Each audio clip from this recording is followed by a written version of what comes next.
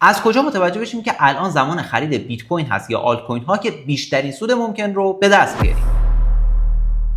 سلام به همراهان دوست داشتنی، وقت همگی بخیر. من امید فدوی هستم و تو این ویدیو قرار هستش که شاخص آلت سیزن رو با هم بررسی بکنیم و یه سری از سایت هایی که میتونه سیگنال خرید آلت کوین ها رو برای ما صادر بکنه بررسی کاملی نسبت به اونها داشته باشیم. همونجور که احتمالاً میدونی توی بازار ارز دیجیتال بیت کوین به عنوان اولین و بزرگترین ارز دیجیتال وقتی حرکت قیمتی خودش رو انجام بده یا در اصطلاح قیمتش تثبیت بشه، بعد از اون هستش که قسمتی از پولی که توی بیت کوین هست به سمت آلت کوین ها یا تمام ارزهای دیجیتالی که بعد از بیت کوین به وجود اومدن سرازیر میشه و ما میتونیم سود بیشتری رو به نسبت بیت کوین تجربه بکنیم. اما یه تایمایی هم هستش که برخلاف مورد قبلی اتفاقا آلت کوین ها ریزش های بیشتری رو به نسبت بیت کوین تجربه میکنن و اون تایم زمانی هستش که شما باید پول خودتون رو روی بیت کوین قرار بدین. چرا؟ چون هم میتونه بیت کوین حرکت های قیمتی بیشتری رو داشته باشه، سود بیشتری بهتون برسونه،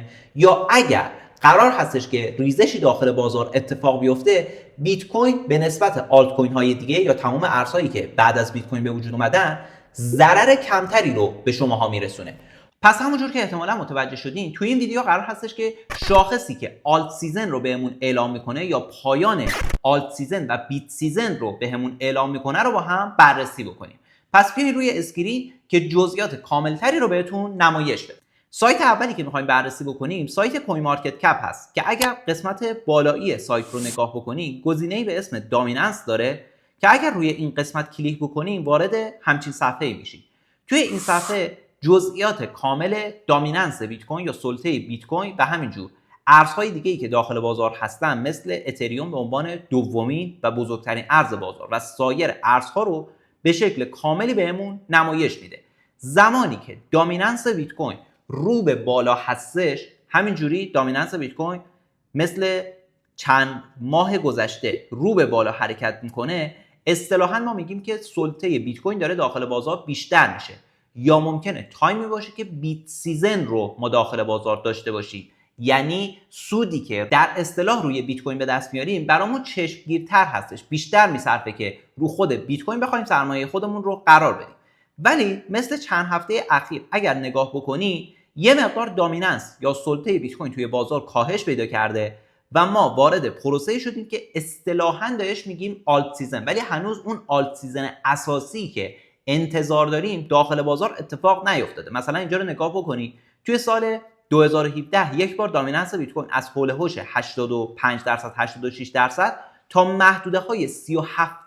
هم کاهش پیدا کرده که تایم طلایی داخل بازار اون سال اتفاق افتاد. یا مثلا شما تو سال 2021 رو اگر نگاه بکنید دامیننس بیت کوین از حول هوش 69-70% ظرف چند ماه تا محدوده‌های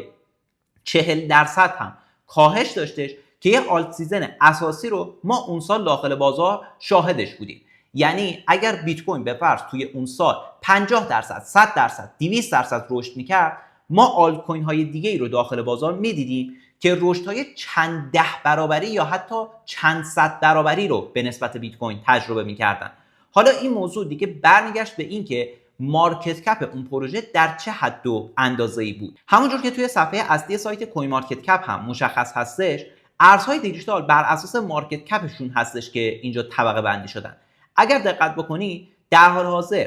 مارکت کپ بیت کوین حدوداً 2 تریلیون دلار هستش، ولی ارز دوم بازار که اتریوم هستش با یه اختلاف معناداری تقریباً 300 میلیارد دلار مارکت کپش هست و هر چقدر که ما بیایم پایین‌تر حتی تو بین 100 تا پروژه برتر بازار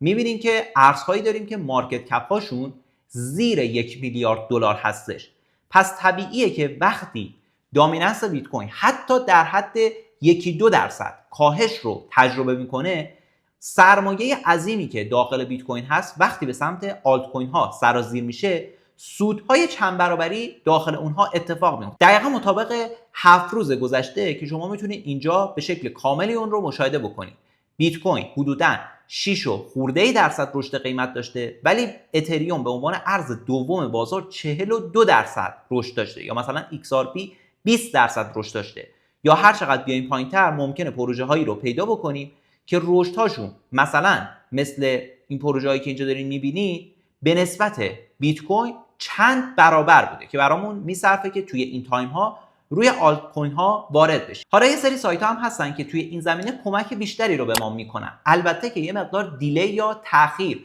توی بررسی این موضوع دارن، یعنی میان خودشون بر اساس دامیننس بیت کوین این موضوع رو تخمین میزنن، بررسی میکنن و به خاطر اینه که با تاخیر مشخص میکنه که ما توی تایم بیت سیزن هستیم یا توی تایم آلت سیزن هستیم. با اینکه الان نسبتاً از اون حالت پیک بیت سیزن فاصله گرفتیم، یه مقدار داریم به سمت آلت سیزن حرکت میکنیم، ولی هنوز اون آلت سیزن اساسی رو ما داخل بازار شاهد نبودیم. زمانی که این شاخص به عددهای جذاب خودش توی این محدوده ها برسه، اون موقع است که میتونیم بگیم که ما وارد پروسه آلت سیزن شدیم. که حالا شما 50 تا پروژه‌ای که توی 90 روز اخیر رشدهایی رو داخل بازار داشتن یا کاهش‌های قیمتی رو داشتن میتونید به شکل کاملی مشاهده بکنید. اگر دقت بکنید مثلا پروژه‌ای مثل XMR یا مثلا پروژه‌ای مثل پپه توی این بازه زمانی 90 روزه رشدهای بیشتری رو به نسبت بیت کوین تجربه کردن، ولی یه سری آلت کوین ها هم داشتیم که می‌بینید تعدادشون هم البته کم نیستش که ضررهایی که داشتن به نسبت بیت کوین خیلی بیشتر بوده. یعنی شما اگر توی 90 روز اخیر خود بیت کوین رو نگهداری می‌کردین شاید سودش براتون چندان چشمگیر نبوده، ولی حداقل از اینکه روی خیلی از آلت کوین ها سرمایه‌تون رو قرار بدین براتون سیف‌تر بوده، براتون مطمئن‌تر بوده. با سایت دیگه‌ای که توی این زمینه هستش خود سایت کوین گلس هست که این شاخص رو بهمون نمایش میده. سایت قبلی هم سایت blockchaincenter.net هستش که میتونید این شاخص رو داخل این سایت مشاهده بکنید. داخل خود سایت کوین مارکت کپ هم این شاخص رو میاد بهمون نمایش میده. CMC آلت سیزن رو داره که میتونید اینجا هم این شاخص رو مشاهده بکنید که میبینید که اینجا دیتاهای کاملتری رو بهمون میده و میگه که تو بین 100 تا پروژه برتری که داخل بازار هستن توی 90 روز اخیر چه اتفاقی براشون رخ داده. میبینید که برای بیت کوین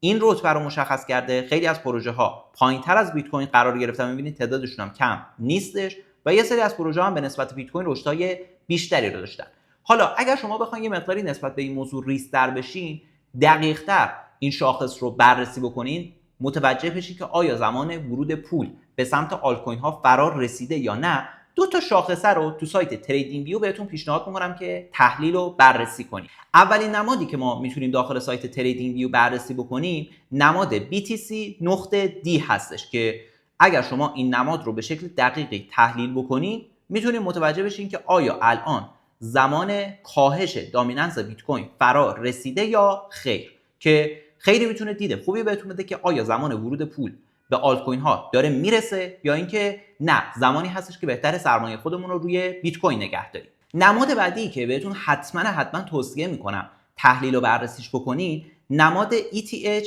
BTC هستش که اگر دقت بکنین زمانهایی که این نماد به سمت بالا حرکت میکنه ما حرکت‌های به نسبت قوی رو داخل آلت کوین ها میتونیم مشاهده بکنیم که توی چند وقت اخیر این شاخص تقریبا به کف‌های قیمتی خودش رسید که من توی کانال تلگرام هم زمانی که این شاخص و حالا چند تا شاخصه دیگه به کف‌های قیمتیشون رسیده بودن وایس تحلیلی گذاشتم، کامل توضیح دادم و گفتم که الان زمانه به نسبت مناسبی برای یک پله خرید آلت کوین ها هستش، آلت کوین های قوی مثل اتریوم یا سولونا که ظرف تقریبا یک ماه نتیجه اون مشخص شد و آلت کوین های مثل اتریوم یا سولونا تونستن رشدهای خیلی بیشتری رو به نسبت بیت کوین تجربه کنن. پس شاخصه دیگه ای که بهتون توصیه میکنم حتما بررسیش بکنین شاخصه ETH BTC هستش که زمانهایی که به محدوده های حمایتی قوی خودش رسید میتونین شما بررسی بکنین، اونجاها میتونه محدوده هایی به نسبت مناسبی باشه که یواش یواش سرمایه خودتون رو وارد آلت کوین ها بکنین. تحلیل کردن همون دو تا نماد قبلی به نسبت کافی هست و شما میتونین متوجه بشین که آیا زمان ورود پول به آلت کوین ها رسیده یا نه. ولی اگر بخواین یه مقدار کار خودتون رو دقیق تر چک بکنین میتونین خود ارز اتریوم رو هم به عنوان دومین و بزرگترین ارز دیجیتال بازار تحلیل و بررسی بکنین. همونجور که میبینید اتریوم هم توی چند ماه گذشته ریزش‌های به نسبت زیادی رو داشتش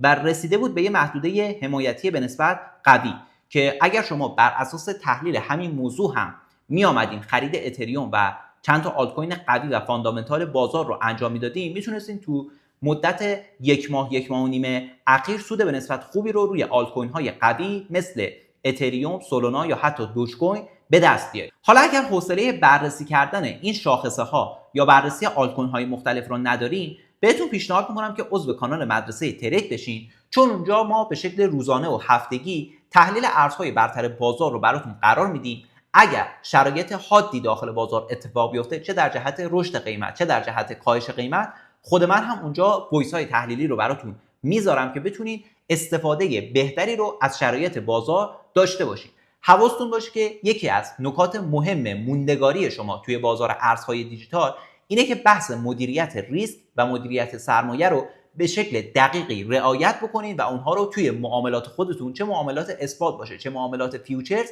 اجرایی بکنید. پس برای این موضوع حتما ویدیوهایی که قبلا در ارتباط با مدیریت سرمایه، بحث سیو سود کردن، استراتژی ریسک فری کردن گذاشتم، ببینید اونها رو اجرا بکنید که بتونید بیشترین سودآوری ممکن رو توی معاملات خودتون به دست بیارید.